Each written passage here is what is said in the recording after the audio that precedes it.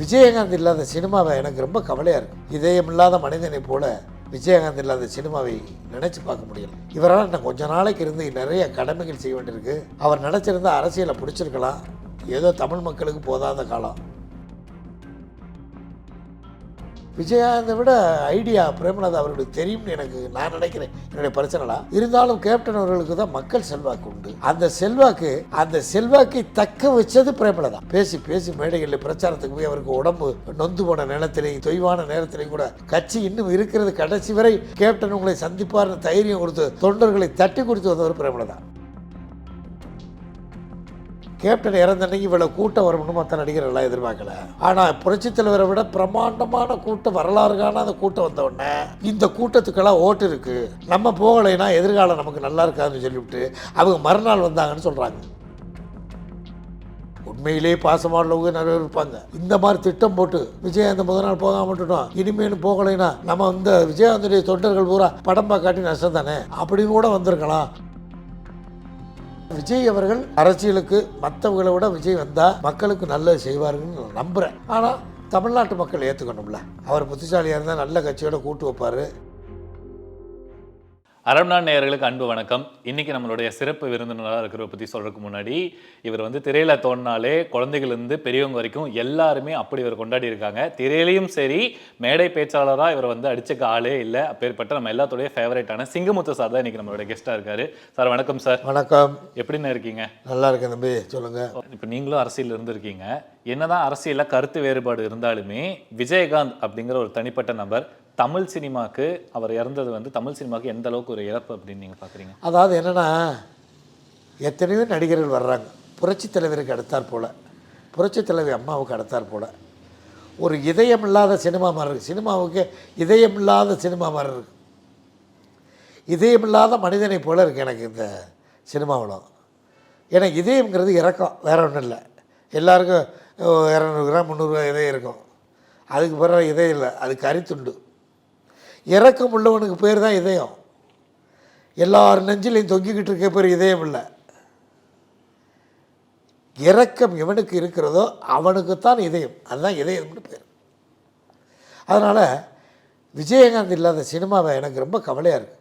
இதயம் இல்லாத மனிதனை போல விஜயகாந்த் இல்லாத சினிமாவை நினச்சி பார்க்க முடியலை. இவரால் இன்னும் கொஞ்ச நாளைக்கு இருந்து நிறைய கடமைகள் செய்ய வேண்டியிருக்கு.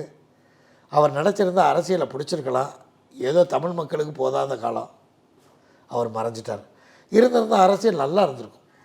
அதிமுக கூட்டி சேர்ந்தோ யாரோட கூட்டி சேர்ந்தோ எங்கே கூட்டி சேர்ந்தாலும் அவர் போல்ட்டாக பண்ணி ஒரு போல்ட்டாக மக்களுக்கு செய்யக்கூடியவர். கூட்டி சேராமல் இருந்தாலும் மக்களுக்கு போல்ட்டாக செய்யக்கூடியவர். அவர் கட்சியை நம்பி கட்சியை ஆரம்பிக்கலை, அல்லது கட்சி யாரோ ஆரம்பிச்சுட்டு பிடிச்சிட்டு போன கட்சியை வழி நடத்தலை.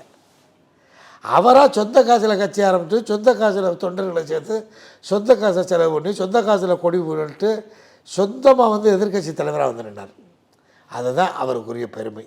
மற்ற திமுகவாக இருக்கட்டும், அதிமுகவர் ஒருத்தர் ஆரம்பித்து கட்சி ஆரம்பித்து கையில் கொடுத்துட்டு போனாங்க. அதே அவங்க வழி நடத்தி வராங்க. அதில் அதிமுக மக்கள் மனசில் நீங்காத இடம் பெற்றிருக்கு எடப்பாடி. அதனால தான் அதிமுகவோட இவர் கூட்டு வச்சார் விஜயகாந்த் அம்மாவோட. அதே மாதிரி எதிர்க்கட்சி தலைவராக வந்தார். ஆனால் விஜயகாந்தை இழந்ததை யாராலையும் நினச்சி பார்க்க முடியாது. சினிமாவில் இனிமேல் இப்படிப்பட்ட மனுஷன் புரட்சித் தலைவர் விஜயகாந்த் அம்மாவுக்கு அடுத்து இனி பிறப்பாங்களா, அல்லது பிறந்தவங்க அவர் மாதிரி மாறுவாங்களா அப்படின்னு சொல்ல முடியாது. கேப்டன் விஜயகாந்த் இருந்த வரைக்குமே அவரோட கட்சி அப்படிங்கிறது ஆளுங்கட்சிக்கும் சரி எதிர்கட்சிக்கும் சரி ஒரு பெரிய ஒரு எகென்ஸ்டாக இருக்கிற ஒரு டஃப்பான காம்படிஷன் கொடுத்துட்டு இருந்தாங்க. ஆனால் இன்றைக்கி அவருடைய மறைவுக்கு அப்புறமா அந்த கட்சி எப்படி இருக்கும்? ஆனால் அவருடைய இறுதி முடிவு எப்படி இருக்கும்னு அவருக்கு ஏற்கனவே தெரியுமோ என்னமோ. கட்சி ஆரம்பிக்கையிலே பிரேமலதா அவர்களை முன்னிறுத்தியே கொண்டு வந்தார். நீங்கள் பார்க்கணும், பிரேமலதா கட்சி நிர்வாகத்தை பார்க்குறதோ, கட்சி தொண்டர்களை சந்திக்கிறது, மேடை பேச்சு பிரமாதமாக பிரேமலதா பேசுவாங்க. எனக்கு ரொம்ப பிடிக்கும் அந்த அம்மா பேசுகிறது. கட் அண்ட் ரேட்டாக இருக்கும். ஒரு சரியான ஒரு மாதிரி குரல், பயப்படுத்துகிற மாதிரி குரல் இருக்கும். ஆனால் போல்ட்டாக இருக்கும். ஆனால் திறமைசாலி, அவங்க படித்தவங்க.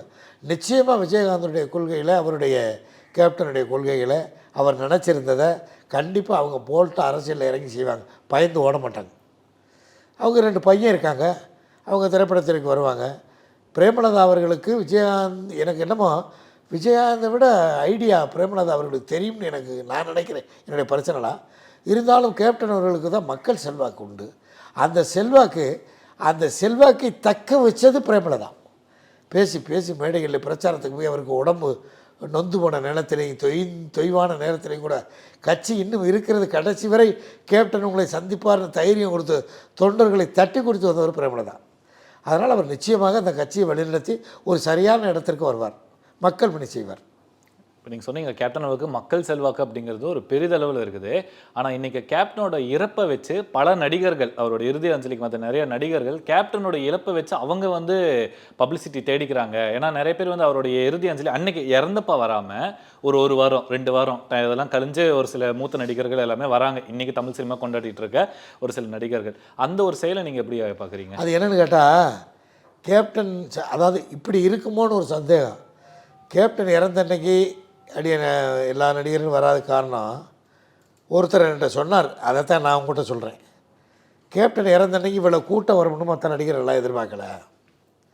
ஆனால் புரட்சித் தலைவரை விட பிரம்மாண்டமான கூட்டம், வரலாறு காணாத கூட்டம் வந்தவுடனே இந்த கூட்டத்துக்கெல்லாம் ஓட்டு இருக்குது, நம்ம போகலைன்னா எதிர்காலம் நமக்கு நல்லா இருக்காதுன்னு சொல்லிவிட்டு அவங்க மறுநாள் வந்தாங்கன்னு சொல்கிறாங்க. இது உண்மையாக பொய்யான்னு தெரியாது.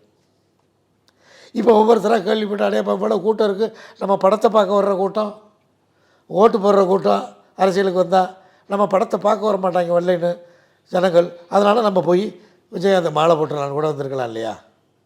உண்மையிலே பாசமானவங்க நிறைய இருப்பாங்க. இந்த மாதிரி திட்டம் போட்டு விஜயகாந்த் முதல் நாள் போகாமல் விட்டுட்டோம், இனிமேலும் போகலைன்னா நம்ம இந்த விஜயகாந்துடைய தொண்டர்கள் பூரா படம் பார்க்காட்டி நஷ்டம் தானே அப்படின்னு கூட வந்திருக்கலாம் அப்படின்னு ஒருத்தர் கேட்டார். நீங்கள் கேட்ட கேள்வியை நான் கேட்டேன், அதை என்கிட்ட சொன்னார். அப்படி ஏன்னா விஜயகாந்த் அவர்கள் வந்து முன்னாள் நடிகர் சங்க தலைவராக இருந்தவர், இப்போ நடிகர் சங்க தலைவராக இருக்கிற விஷால் அவர்கள். ஸோ நடிகர் சங்க தலைவராக இப்படிப்பட்ட ஒரு நடிகர் அவருடைய இறப்புக்கு வந்து அவங்க தான் முன்னாடி இருந்து எல்லாமே பண்ணியிருக்கணும். அப்பேற்பட்ட ஒரு பதவியில் இருந்துட்டு அவரே 2 வாரம் கழிச்சு நேற்று தான் வந்து பார்த்துருக்காரு. ஆமாம், அவர் எங்கே போனாருன்னு தெரியல. படப்பிடிப்பு இருந்ததா, வெளிநாடு போனாரா, வர முடியாத சூழ்நிலை என்ன ஆச்சுன்னு நமக்கு தெரியாதுல்ல. அதனால் அதுக்காக குற்றமாக சொல்ல முடியாது நம்ம. அவருக்கு என்ன சூழ்நிலைங்கிறது தெரியல. அப்புறம் வந்து எல்லாத்தையும் சொல்லி நான் வராமல் விட்டுட்டேன்னு வருந்தினார்.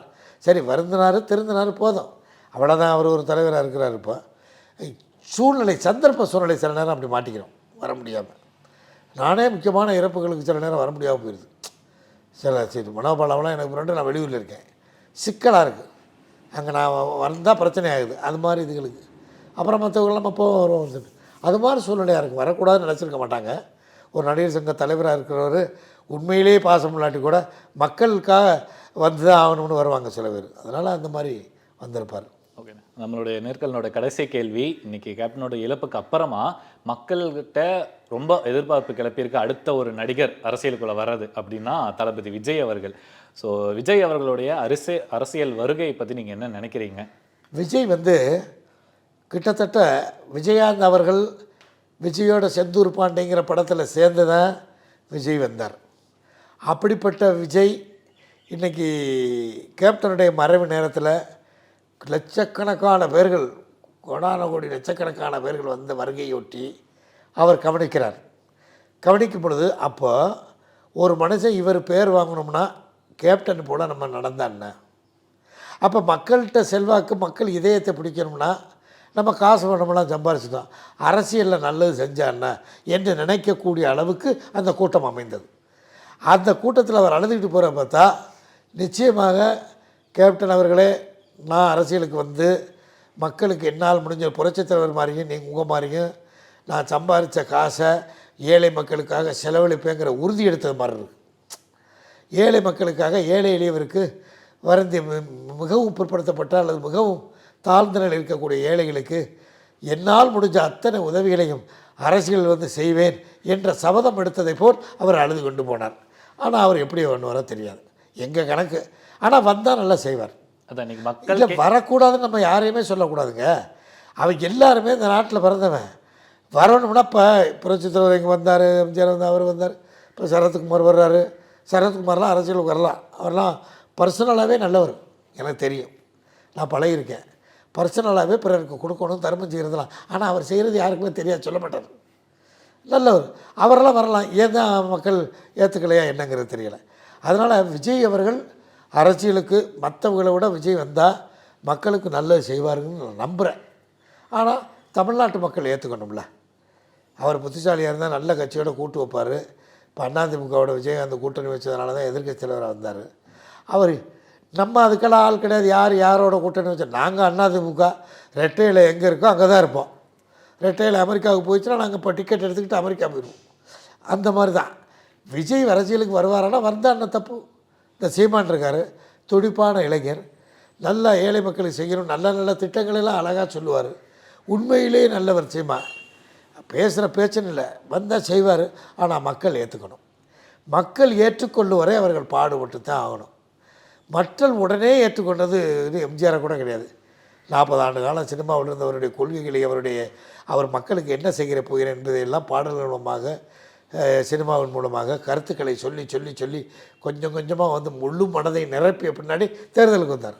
எல்லோரும் ஓட்டு போட்டாங்க. அதே மாதிரி கலைஞர் கருணாநிதி அவர்கள் ஆரம்பத்திலிருந்து இருந்து காங்கிரஸ் என்கிற மாபெரும் இயக்கத்தை தொடர்ந்து வெறுத்து பேசி பேசி பேசி அவர்களுடைய ஊழல்களை அம்பலப்படுத்தி அருகினை ஏற்றி ஏற்றி ஏற்றி நல்ல பேச்சாளி, நல்ல கலைஞர், நல்ல அறிவாளின்னு மக்கள் மனசில் புகுத்தி அரியணைக்கு வந்தார். யார் இப்போ ஸ்டாலின் இருக்காருன்னு வச்சுக்கோங்க. ஸ்டாலின் எப்படி வந்தார்? 40 ஆண்டு காலம் திறமையுள்ள ஒரு கலைஞர் அவர்களிடம் மகனாக பிறந்து வளர்ந்து அவருக்கும் அந்த கலைஞருடைய திறமை இருக்கும் என்ற நம்பிக்கையில் மக்கள் வாக்களித்து விட்டார்கள் 40 ஆண்டு காலம். அவர் இனிமேல் நல்லது செய்கிறாரா கெட்டை செய்கிறாருன்னு எங்களுக்கு தெரியாது. அவர் நல்லது செய்கிறாரா கெட்டை செய்கிறாரா மக்கள் பார்த்துக்கிட்டு இருப்பாங்க. வாக்களிக்கிறாங்களா இல்லையான்னு நமக்கு தெரியாது. ஆனால் வந்த விதத்தை சொல்கிறேன். நீங்கள் சொன்ன மாதிரி எதிர்காலத்தில் யார் வந்தால் என்ன, தமிழ்நாட்டு மக்களுக்கு யார் வந்தாலும் சரிங்க, மக்களுக்கு நல்லது செய்கிற மாதிரி மனசை கழுவிட்டு வரட்டும், அவ்வளோதான். மனதை செலவைக்கு போட்டுறணும்.